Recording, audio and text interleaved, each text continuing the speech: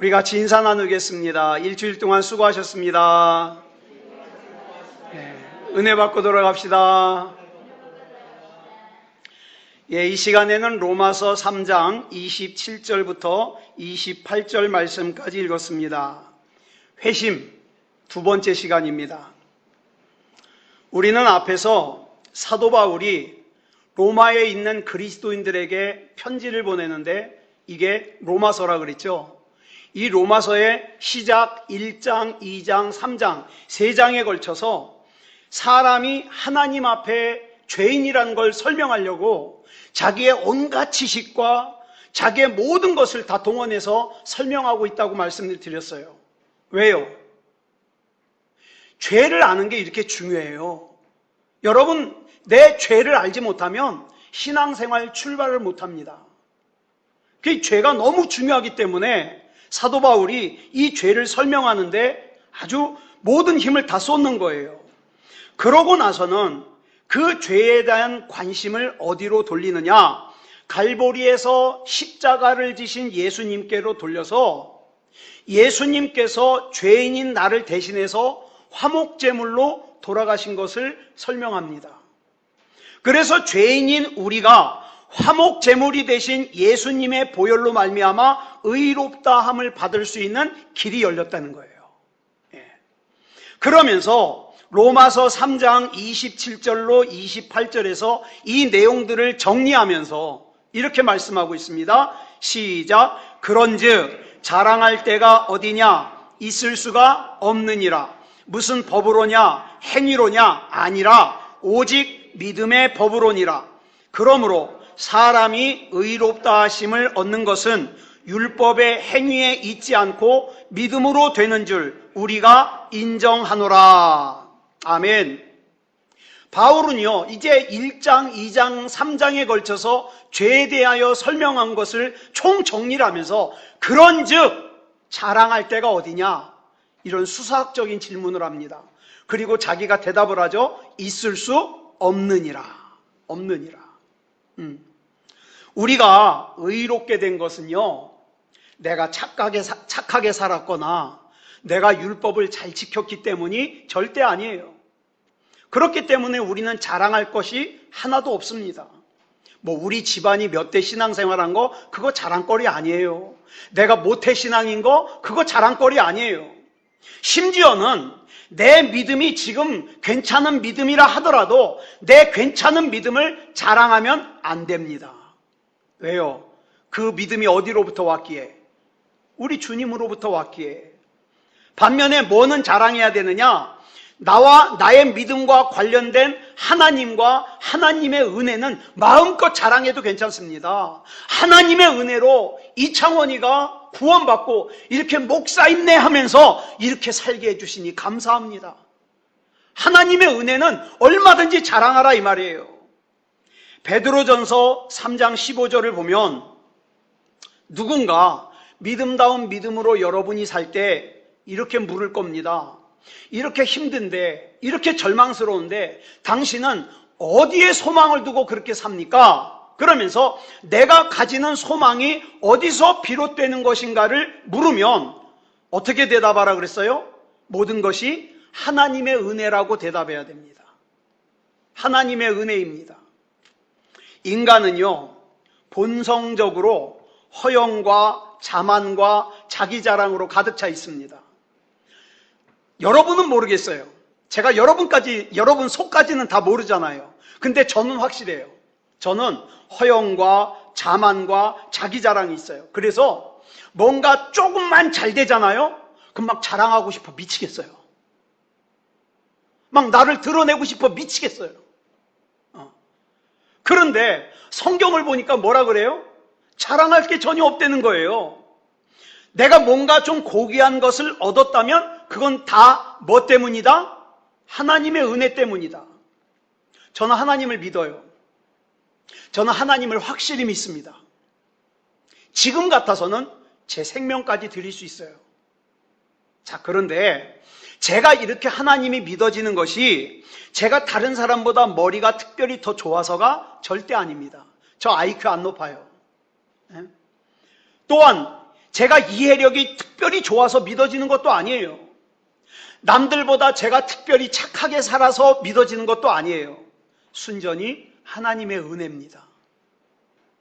그러므로 우리가 정말 회개다운 회개를 하고 진짜 구원받은 그리스도인이 되려면 우리의 자세에서 어떤 자세가 나와야 되느냐?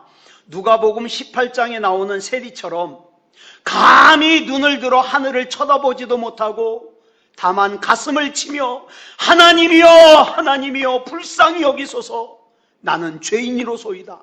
이 기도를 진실하게 할 수 있는 사람이 진짜 구원받은 그리스도인이 되는 거예요.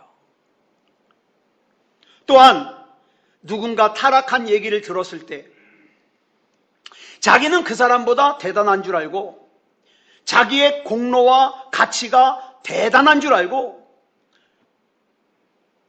난 그런 사람하고는 같이 있을 수 없어. 어떻게 사람이 그럴 수 있지? 나 그 사람에게 실망했어. 나 그 사람만 생각하면 얹잖아. 나 기분 나빠. 그래 심지어는 난 그 사람하고 신앙생활 같이 할 수 없다고까지 하는 사람. 죄송합니다. 구원받지 못했을 가능성이 크죠. 진짜 회개다운 회개를 한 진짜 그리스도인은요, 그런 사람으로 인해서 더 하나님을 높이고 하나님께 영광을 돌립니다. 왜요? 그 사람과 별반 다를 것이 없는 나를 구원해 주셔서 이렇게 하나님의 자녀가 되게 해주시고 이렇게 하나님이 믿어지게 해주시고 이렇게 천국 백성이 되게 해주시고 이렇게 목사 사명을 감당할 수 있게 해주신 게 감사한 거예요. 그래서 감사한다 이 말이에요.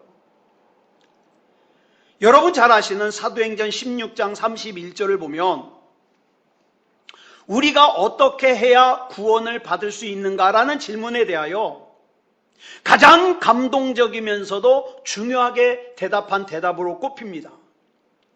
기독교 역사를 보면 사탄 마귀는 행위와 믿음을 적절하게 혼합하여 행위까지도 구원의 수단으로 제시하려고 하는 잘못된 가르침을 자꾸 집어넣으려고 그랬어요. 다시 말해서 이거예요. 예수님의 보혈의 공로로 구원받는 거 나도 안다. 그렇지만 내가 착하게 사는 것도 내가 구원을 받는데 한 몫을 하지 않겠느냐? 이렇게 속이는 거죠. 그런데 아무리 생각해봐도 사도 바울이 로마서 7장 18절에 보니까 자기 속에 선한 것이 없더라 이 말이에요. 자기 속에 선한 것이 없어요. 그래서 여러분, 내 행위로 구원을 받는다고 생각하는 사람은 반드시 뭘 만나게 되느냐? 절망을 만나게 돼요. 왜? 내 안에 선한 것이 없거든요. 그런데 그런 절망하는 사람들에게 위로의 말씀이 어디냐? 바로 사도행전 16장 31절 말씀이에요. 사랑하는 여러분, 저와 여러분의 어떤 용감한 행위, 저와 여러분의 어떤 고귀한 행동도 저와 여러분을 구원하지 못합니다. 저와 여러분이 집안 대대로 30대, 40대 신앙생활 했어도 저와 여러분 구원하지 못합니다. 구원은 오직 주 예수 그리스도를 믿는 믿음으로 주의 이름을 부를 때 구원받는 거예요. 주의 이름을 부를 때. 사도 바울이 로마서 10장에서 처음 5절에서 이스라엘 백성 가운데 많은 사람들이 착각하고 있는 것, 신앙적인 오류를 5가지를 지적을 합니다.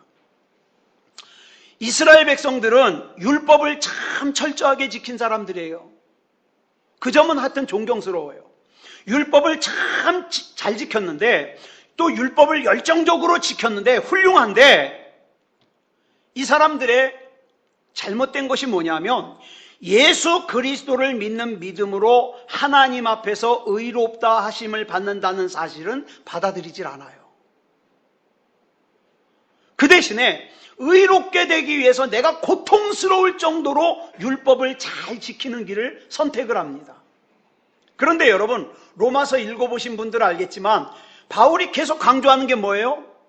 우리의 율법을 지키는 행위로는 절대로 구원을 못 받는다예요. 여러분, 율법으로 구원을 받으려면 태어나서 지금까지 한 번도 죄를 짓지 말았어야 돼요. 여러분이 만약에 태어나서 엄마 젖을 먹다가 애기들 그러잖아요. 엄마 젖을 깨물어요. 그죠? 그러면 젖 먹이다가 어떻게 해요? 아야! 그러잖아요.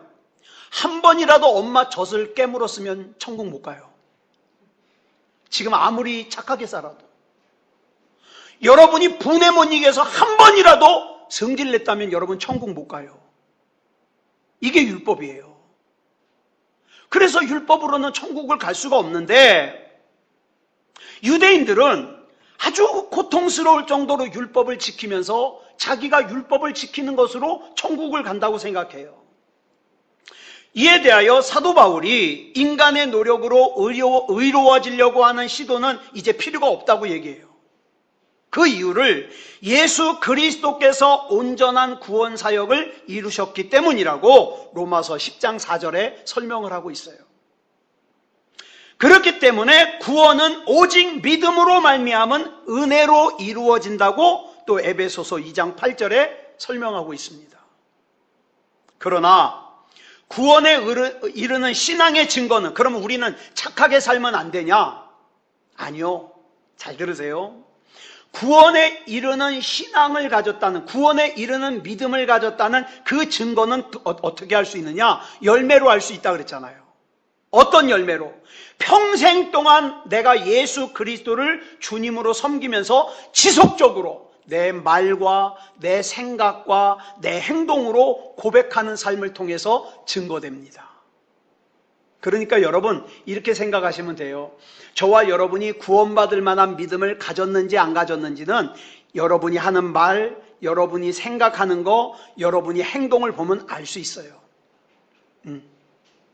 교회 아무리 빠지지 않고 열심히 다녀도 그것을 보고 이건 구원받을 만한 믿음을 가진 사람이 아닌데 그 사람 구원 못 받은 사람이에요.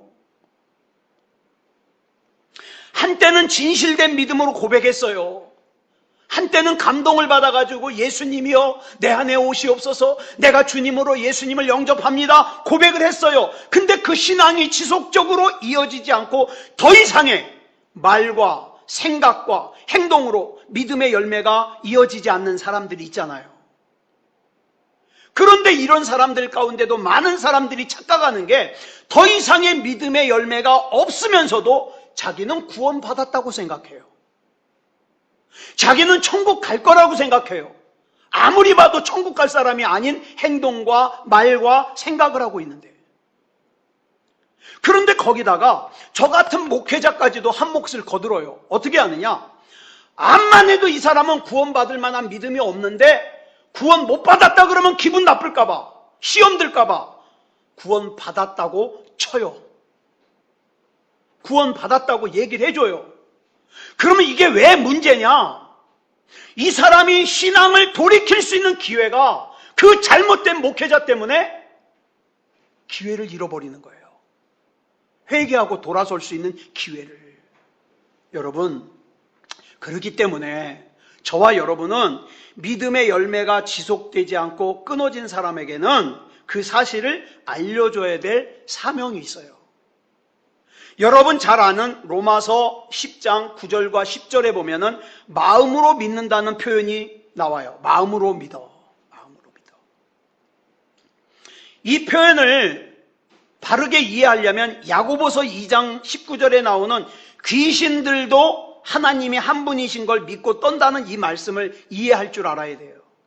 전에 한번 말씀드렸는데, 여러분 사탄 마귀와 귀신도 예수님이 누구신지, 예수님이 무슨 일을 하셨는지, 예수님이 진짜 계시는 분인지 잘 알아요. 그런데 성경 어디에 봐도 그 사탄 마귀와 귀신들이 믿음이 좋다고 안 해요. 그죠? 그리고 그들이 구원받을 만한 믿음을 가졌다고도 안 해요. 그 이유가 뭘까요? 여러분, 하나님을 아는 지식이 그 사람의 인격과 그 사람의 삶에 영향을 끼치지 않으면 믿음이 아니에요. 사탄 마귀와 귀신들은 영향을 끼치지 않아요. 그런데 로마서 10장 10절에서 나오는 믿음으로, 마음으로 믿는다는 이 표현은 마음과 생각과 삶에 그 믿음이 영향을 끼친다는 거예요. 내가 예수님을 믿기에 어떻게 해요? 내 말을 조심해요. 내 행동을 조심해요. 이게 믿음이에요. 이렇게 마음과 생각과 삶에 하나님을 아는 지식이 영향을 미쳐서 그 마음과 생각과 삶이 변하면 마음으로 믿는 거예요. 그렇다면 입으로 시인한다는 말은 또 뭘까요? 입으로 시인한다. 나 예수 믿어. 그러면 되는 거예요? 자, 보세요. 기독교의 초기 역사를 보면 큐리오스 예수스라는 이 말이 유명합니다. 헬라어인데요. 큐리오스 예수스는 무슨 뜻이냐면 예수님은 주님이시다라는 뜻이에요. 그런데 이 당시에 이 고백을 하려면 목숨을 걸어야 돼요. 왜냐하면 로마 제국에서는, 로마 황제가 통치하는 로마 제국에서는 큐리오스는 오직 한 사람뿐이에요. 로마 황제. 만약에 다른 사람에게 큐리오스라고 했다가는 반역자가 돼요. 그러니까 로마 황제 외에 다른 존재에게 큐리오스라고 부르는 것은 반역에 해당해서 처형을 당합니다. 또 이스라엘 백성의 입장에서는, 유대인들에게는 주라는 단어, 이 큐리오스는 오직 누구에게만 해당되느냐? 여호와 하나님에게만 해당돼요. 만약에 이 큐리오스, 주를 다른 존재에게 사용하면은 신성 모독이 돼가지고 사형을 당할 수 있습니다. 그렇기 때문에 예수님 당시에 예수님께 큐리오스 예수스라고 하는 것은 로마 제국에서나 아니면 유대인들에게 죽음을 당할 것을 각오해야 할 수 있는 고백이에요. 보통 우리가 믿음이 참되다라는 말을 합니다. 저 사람 믿음은 참 참돼. 저 사람 믿음은 참 진짜야. 어떨 때 이런 말을 하죠? 아무리 큰 희생을 당하더라도, 아무리 큰 손해를 보더라도 예수 그리스도께서 나의 주님 되심을 인정하고 고백하는 것. 이게 믿음이 참된 사람이에요. 그래서 2000년 전 초기 기독교에서는, 교회에서는 예수님을 주라고 고백했기 때문에 많은 고난을 당했어요. 죽음을 당했어요. 그러면 2000년이 지난 지금은 어떻습니까? 2000년이 지난 지금은, 지금도 세상의 기준을 따르는 것보다 예수 그리스도의 기준을 따르려면요, 자존심 상하는 것도 참아야 돼요. 손해보는 것도 참아야 돼요. 지금 우리가 살고 있는 세상은 목숨은 안 걸어요. 우리나라는. 다른 나라는 목숨도 걸어요. 그렇지만 예수님을 믿는 참 믿음은 내가 자존심 상할지라도, 내가 손해를 볼지라도 예수님께서 나의 주님 되심을 공개적으로 고백하는 거예요. 이게 참 믿음이죠. 이런 신앙 고백과 순종은 그리스도인의 믿음이 성숙해질수록 가능합니다. 자, 그러면 초기 기독교에서 입으로 믿음을 시인한다는 것, 이게 무슨 뜻인가 한번 살펴보겠습니다. 로마 황제 중에 트라이아누스라는 황제가 있었어요. 트라이아누스 황제 때. 이 당시에 비티니아라는 곳의 총독이었던 플리니우스라는 사람이 책을 썼는데, 이 책에 보면 무슨 내용이 나오냐? 예수 믿는다는 이 제목으로 잡혀온 사람들을 신문한 신문 일지가 책으로 써져 있어요. 이 책을 보면 사람들이 그리스도인이라는, 예수 믿는다는 죄명으로 많이 붙잡혀와요. 근데 이 사람들이 거기서 벗어나려면 간단해요. 거기서 풀려나는 방법은 간단해요. 내가 예수 안 믿는다는 것만 증명하면 돼요. 그러면 예수 안 믿는다는 걸 어떻게 증명하냐? 그것도 간단해요. 다른 신의 이름을 부르고 나는 그 신을 믿는다고 얘기하면 돼요. 그리고 황제의 신전에 가가지고 황제의 신상 앞에 포도주와 향으로 붓고 절 한번 하면 돼요. 그럼 풀려나요. 그리고 그것도 아니면 예수 그리스도 이름을 갖다 욕하면 돼요. 그럼 풀려나요. 그러니까 그리스도인이 아닌 사람들은 이 방법으로 해가지고 풀려나면 돼요. 진짜 그리스도인은 풀려날 수가 없죠. 그런 경우에 그 앞에서 큐리오스 예수스라고 입으로 고백하는 거, 이게 입술로 고백하는 거예요. 우리처럼 가볍게 난 예수 믿어? 그러니까 됐어. 내 맘대로 살아도 돼. 그런 촐랑거림이 아니라고요. 목숨을 거는 고백이에요. 목숨을 거는 고백. 그러면 내가 큐리오스 예수스라고 한마디 함으로써 그 다음 나를 기다리는 건 뭐냐?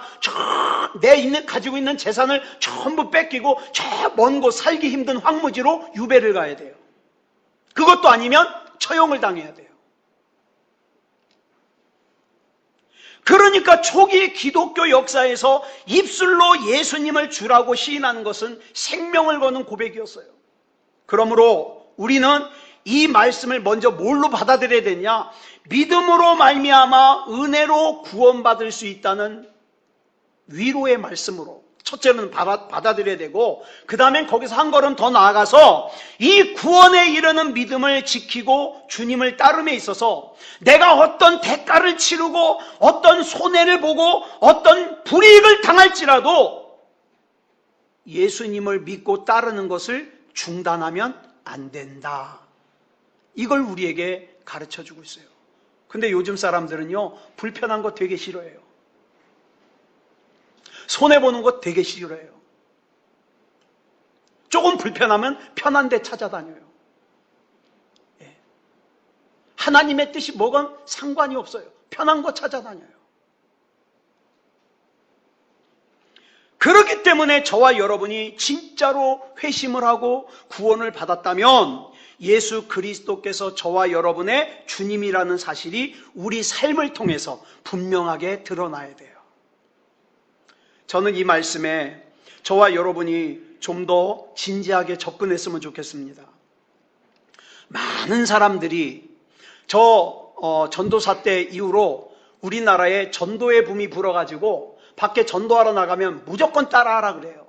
자, 날 따라하겠습니다.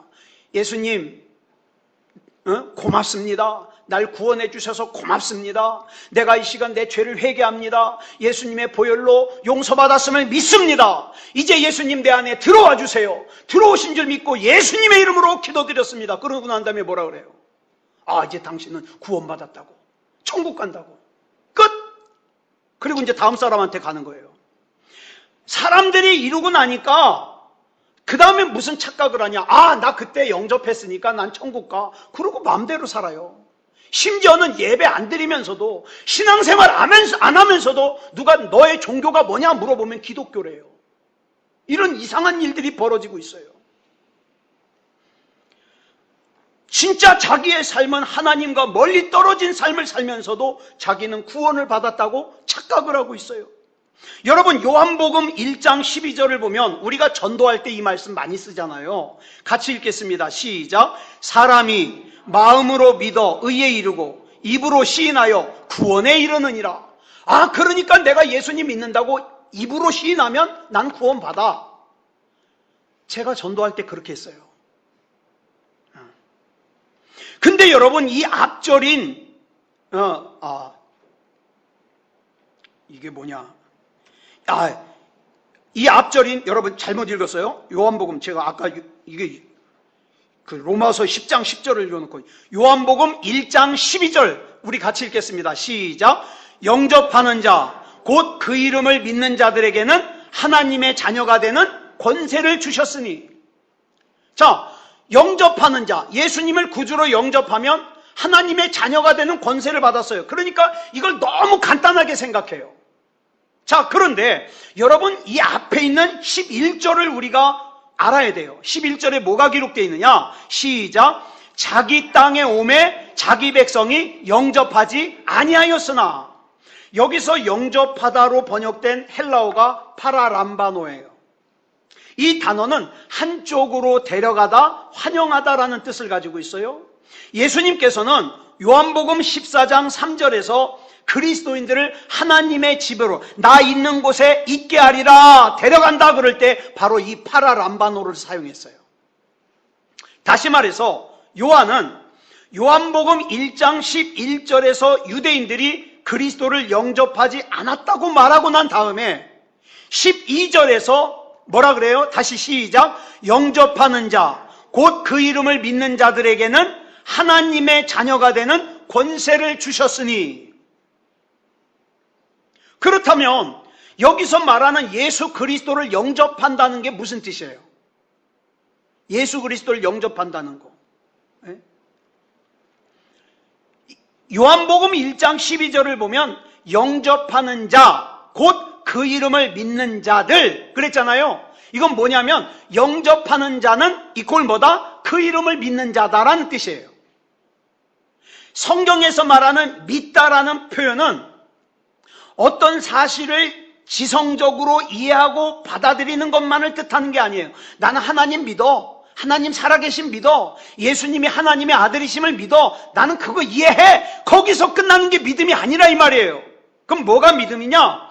그 믿음의 대상을 온전히 신뢰하고 의지하고 내 삶의 근거로 삼는 거. 이것까지가 믿음이에요. 그렇다면 여러분 정말 믿음이 찾아보기가 쉬워요? 어려워요. 내 삶을, 우리 주님을 내 삶의 근거로 삼는 사람 정말 찾기 어려워요. 그렇기 때문에 입으로 하는 고백이나 마음으로 느껴지는 감정만으로는 믿음의 진짜, 이 믿음이 진짜다 가짜다 판별할 수가 없어요. 사실은 그 믿음이 나의 행동에 영향을 끼치고 나의 생각에 영향을 끼치고 내가 하는 말에 영향을 끼칠 때에 비로소 그 사람은 믿음을 가졌구나. 자기에게 믿음이 있다 그러면서 눈을 기면 그 사람 믿음 아니에요. 자기에게 믿음이 있다면서 다른 사람 막 없는 얘기까지 만들어내면서 헛소문 퍼뜨리면 믿음 아니라고요. 이렇게 우리 전 인생을 예수가 그리스도라는 사실에 맡길 때에, 다시 말해서 예수 그리스도가 내 삶의 전부가 될 때에 우리가 고린도전서 15장 19절에서 바울이 했던 고백을 우리도 할 수 있게 돼요. 무슨 고백입니까? 시작. 만일 그리스도 안에서 우리가 바라는 것이 다만 이 세상의 삶뿐이면 모든 사람 가운데 우리가 더욱 불쌍한 사람이리라. 예수 그리스도가 내 삶의 전부이다 보니까 예수 그리스도가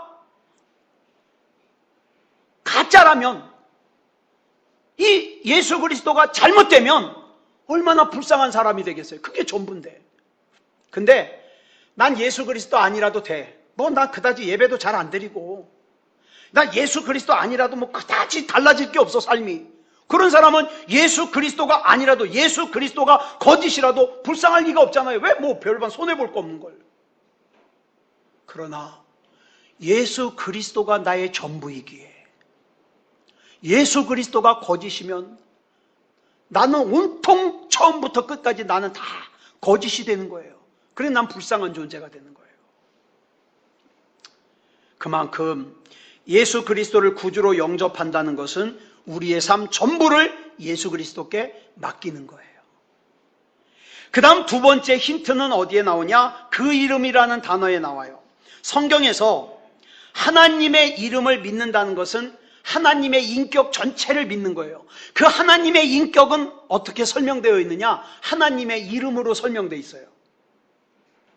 그 이름에 담겨 있는 하나님의 약속, 하나님의 능력, 하나님의 주권을 우리가 다 인정하고 받아들여요. 근데 그 하나님의 이름을 갖다가 어디에다가 하나님이 담아주셨냐? 예수 그리스도 안에 담아주셨어요. 그리고 그 예수 그리스도 안에 담겨진 하나님의 능력은 예수 그리스도 이름을 통해서 우리가 기도할 때 능력으로 나타나게 돼 있어요. 여러분, 내가 필요할 때만 내 문제를 해결해 달라고 예수님을 부르는 게 아니라 예수님이 내 삶을 통째로 통치할 수 있도록 맡겨드리는 거예요. 여기까지가 예수님을 구주로 영접한다는 뜻이에요. 그런데 솔직히 우리끼리니까 이렇게 사는 게 쉬워요? 어려워요? 어려워요. 아니, 어려운 정도가 아니라 저는요, 여러분은 어떤지 모르겠는데 저는 불가능해요. 이렇게 못 살아요.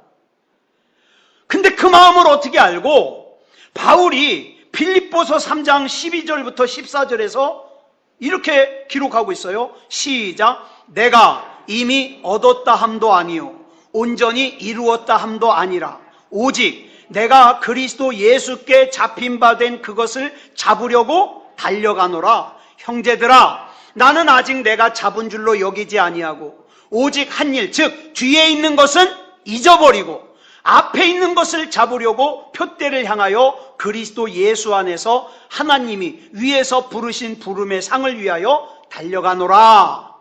아멘. 이렇게 고백했어요. 저는 이 말씀을 읽을 때마다 뒤에서 이래요. 저도요. 저도 그렇거든요. 저도. 여러분, 이 그림 아세요? 많이 보셨죠? 저는 중고등학생 때 제 책받침에 이 사진이 이거였어요. 이 그림을 그린 사람이 누구냐? 워너 셀먼이라는 사람이에요. 워너 셀먼. 이 그림의 제목이 뭐냐? 마음의 문을 두드리시는 그리스도예요. 마음의 문을 두드리시는 그리스도. 이 그림을 그린 워너 셀먼은 어떤 주제로 이 그림을 그렸느냐? 요한계시록 3장 20절 말씀을 주제로 이 그림을 그렸어요. 같이 읽어볼까요? 시작. 볼지어다 내가 문 밖에 서서 두드리노니 누구든지 내 음성을 듣고 문을 열면 내가 그에게로 들어가 그와 더불어 먹고 그는 나와 더불어 먹으리라. 아멘. 그래서 이 그림을 그렸어요. 자, 이 그림을 가만히 보면은 이 그림은요, 문고리가 없어요. 문고리를 잡고 문을 열라 그래도 문고리가 없어요. 이 문은 반드시 안에서 열어줘야만 이 문이 열려요. 이걸 화가가 빼먹고 안 그린 게 아니라 이 워너 셀먼이 이 그림을 그릴 때 인간의 마음은 오직 안에서만 열 수 있다는 걸 설명하기 위해서 이렇게 그린 거예요. 하나님께서 구원을 베풀길 원하시지만 마음을 열어서 하나님을 영접하는 것은 누가 해야 된다? 사람이 해야 된다. 죄인이 해야 된다. 그래서 많은 사람들이 이 구원에 대해서 요한계시록 3장 20절 말씀을 이 그림으로 이해를 했어요. 그래가지고 이 그림으로만 보면 예수님께서는 우리가 문 열어주기만을 기다리고 있어요. 하염없이. 그런데 이 내용은 사도행전 16장 14절에 나오는 이 말씀과 충돌합니다. 우리 이 말씀 같이 읽어볼까요? 시작. 두아디라시에 있는 자색옷감 장사로서 하나님을 섬기는 루디아라 하는 한 여자가 말을 듣고 있을 때 주께서 그 마음을 열어 바울의 말을 따르게 하신지라. 자, 보세요. 여기서 마음을 열은 것은 이 루디아 자신이에요? 주님이에요? 예? 주께서 그 마음을 열어! 그랬잖아요. 충돌해요. 여기 보면은 이 열어라는 단어가 디아노이고예요. 이 단어의 뜻은 뭐냐면 닫혀져 있는, 접혀져 있는 문을 갖다가 활짝 열어 적기는 거예요. 근데 누가 활짝 열어 적겼냐? 주님이. 그러니까 루디아의 마음을 활짝 열어 젖히는 주체는 하나님이시라 이 말이에요. 그리고 하나님께서는 사람들에게 복음의 메시지에 반응할 것을 요구하셔요. 예수님께서 공생애를 시작하시면서 가장 먼저 하신 말씀이 뭐예요? 회개하라. 천국이 가까웠느니라. 이 말씀 아닙니까? 회개와 믿음으로 복음에 반응하라는 거예요. 사도 베드로는 사도행전 2장 40절에서 이 패역한 세대에서 구원을 받으라 이렇게 촉구했어요. 사도 바울은 하나님과 화목하라고 촉구했어요. 이 말씀의 공통점을 찾아보면 하나님의 말씀을 듣는 사람들이 반응을 해야 된다 이 말이에요. 제가 블로그를 하다가 어떤 분들이 블로그에 이렇게 댓글을 이렇게 써요. 그러면 저는 적어도 이 문장 하나는 꼭 넣어줘요. 반응해 주셔서 감사합니다. 반응해 주셔서 감사합니다. 응? 반응해야 돼요, 여러분. 하나님의 말씀에 반응해야 돼요. 하나님의 말씀에는 반응하는 게 중요해요. 오늘 이렇게 우리가 하나님의 말씀을 나눴다면 반응해야 돼요. 그래서 뭔가 조금이라도 바뀌어야 돼요. 그러므로 여기서 누구든지 내 음성을 듣고 문을 열면을 올바로 이해하려면 요한복음 5장 25절 말씀과 요한복음 10장 20절 말씀을 잘 이해를 해야 돼요. 한 구절씩 같이 보겠습니다. 먼저 요한복음 5장 25절을 보겠습니다. 시작. 진실로 진실로 너희에게 이르노니 죽은 자들이 하나님의 아들의 음성을 들을 때가 오나니 곧 이때라. 듣는 자는 살아나리라. 아멘. 그 다음에 요한복음 10장 27절 시작. 내 양은 내 음성을 들으며 나는 그들을 알며 그들은 나를 따르느니라. 아멘. 여기 보니까 예수님께서 요한복음 5장 25절에서 뭐라 그랬어요? 구원을 영적인 죽음에서 살아나는 것을 구원이라 그랬어요. 영적인 죽음에서 살아나는 것. 그 다음에 요한복음 10장 27절에서는 그 영적인 죽음에서 살아난 사람의 특징으로 예수님의 음성을 듣고 예수님을 향하여 삶을 연다 그랬어요. 그러니까 여러분, 죽은 사람은 아무리 설교를 들어도 반응 못합니다. 죽어 있기 때문에. 죽은 사람은 하나님 말씀 읽어도 반응 못합니다. 죽어 있기 때문에. 예. 죽어 있으면 사자라도 어때요? 아무리 가서 발길로 걷어차봐요. 사자가 꼼짝이라도 하나. 근데 죽지 않았으면 강아지라도 어떻게 해요? 발로 차면 깨갱거리기도 해요. 왜? 살아있으니까. 이게 산 것과 죽은 것의 차이예요. 여러분이 살아있다면 반드시 하나님 말씀에 반응을 합니다. 반응을 해요. 신약시대의 새 언약의 가장 위대하고 은혜로운 내용 중에 하나는 그리스도께서 자기 백성 안에 거하신다는 거예요. 우린 그걸 뭐라 그래요? 임마누엘이라고 합니다. 임마누엘. 성경이 가르치는 그리스도의 내주하심은 그냥 무슨 듣기 좋으라고 시적으로 또는 비유적으로 하는 게 아니에요. 현실이에요. 예수님이 내 안에 계시면 여러분들이 진짜로 한 주간 살아낼 때에 주님과 대화를 합니다. 내가 잘못된 행동을 할 때 책망을 듣기도 합니다. 내가 하나님 앞에 믿음의 반응을 보일 때 기뻐하심을 느낍니다. 이게 살아있는 사람이에요.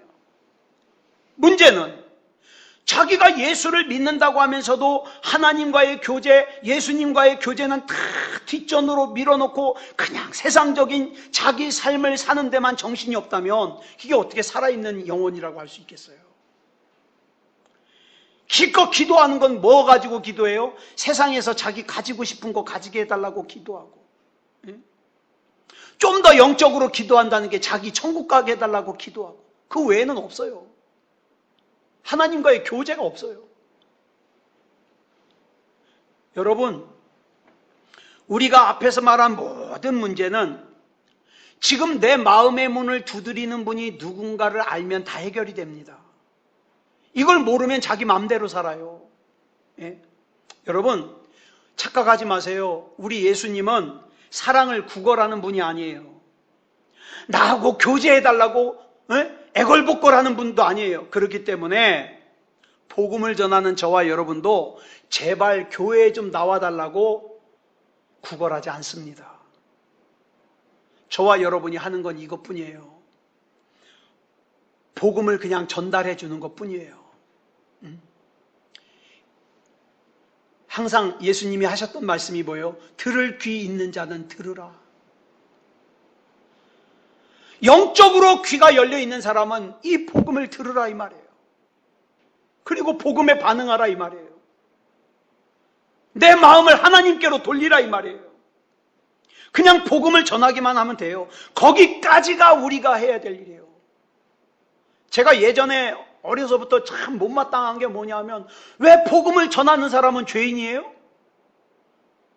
진짜 죄인은 그 듣는 사람인데, 근데 듣는 사람은 뻣뻣하고 소금 뿌리고 물 뿌리는데 왜 복음을 전하는 사람은 그 소금을 맞아야 되며 물을 맞아야 되며 애걸복걸하냐 이 말이에요. 지 천국 가라고 그러는 건데. 근데 왜 그럴까요? 죄인이라서 그러는 게 아니라 그만큼 하나님 사랑하니까. 내가 내 사랑하는 하나님을 위해서라면, 우리 하나님이 영혼 하나가 구원받으면 그렇게 기뻐하시니까 내가 하나님 앞에 그 기쁨을 드리기 위해서 저 죄인에게 내가 그 수치와 수모를 당하면서까지 내가 복음을 전하겠다 이거 아닙니까? 그것도 모르고 자기는 예배 참석해 준대요. 자기가 예수 믿어 준대요. 뭘 몰라도 한참 모르는 거죠.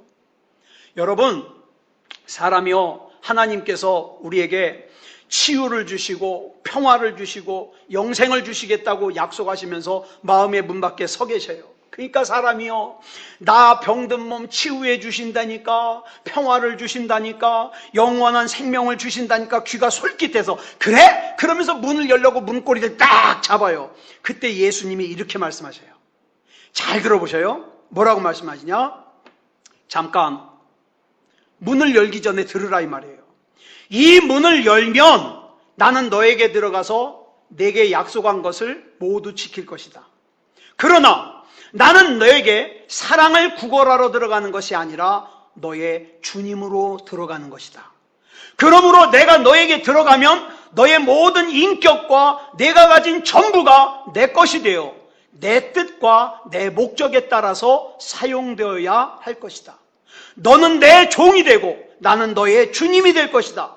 나는 끊임없이 너를 가르칠 것이고 시험할 것이고 훈련할 것이며 나를 기쁘게 하지 않는 모든 것을 제거할 것이다. 내가 너의 삶을 주관하고 너로 하여금 내 형상을 본받게 할 것이다. 미리 경고하는데 네가 나에게 문을 여는 순간 너는 나 외에는 다른 것에 대하여 모든 문을 닫아야 할 것이다. 나를 얻는 순간 너는 세상을 잃을 것이다. 내게 네라고 대답하면 세상을 향해서는 아니요라고 대답해야 될 순간이 많을 것이다. 이렇게 말씀하셔요. 여러분, 그래도 주님께 문을 여시겠습니까? 그러면 주님께 문을 활짝 여셔요. 그리고 주님이 나의 주인이 되시도록 영접하세요. 이게 믿음다운 믿음입니다. 교회 다니는 것과 믿음은 달라요. 예배 보는 것과 예배 드리는 건 달라요. 믿음다운 믿음이 있는 사람만이 하나님을 예배할 수 있고 그 다음에 하나님을 나의 구주로 영접할 수 있는 거예요. 아무쪼록 이 믿음다운 믿음으로 사는 저와 여러분이시기를 그리스도 예수님의 이름으로 간절히 축원합니다. 기도하겠습니다. 사랑의 아버지 하나님 감사합니다. 오늘 이 시간 회심 두 번째 시간으로 나눴습니다. 사랑의 아버지 하나님, 이 세상에 믿음다운 믿음이 찾아보기 힘들다 그래서 내 믿음도 세상을 따라가고 내 믿음도 대충대충 살아가는 그런 믿음이지 않게 하여 주시옵소서. 하나님이 인정하시는 믿음이게 하여 주시고 하나님께서 나의 주님이 되심을 내 말을 통해서 내 생각을 통해서 내 행동을 통해서 드러나게 해 주시옵소서. 이것이 믿음의 열매라고 하셨사오니 이 믿음의 열매를 많이 맺을 수 있는 우리가 되게 하여 주시옵소서. 사랑의 아버지 하나님, 또 새로운 한 주간을 시작합니다. 하나님께서 힘주셔서 예수 그리스도 이름으로 승리하는 삶을 살게 하여 주시고 우리의 삶이 간증이 되어지게 해 주시옵소서. 우리 주님께서 붙잡아 주실 줄 믿사오며 그리스도 예수님의 이름으로 간절히 기도드려 싸움나이다.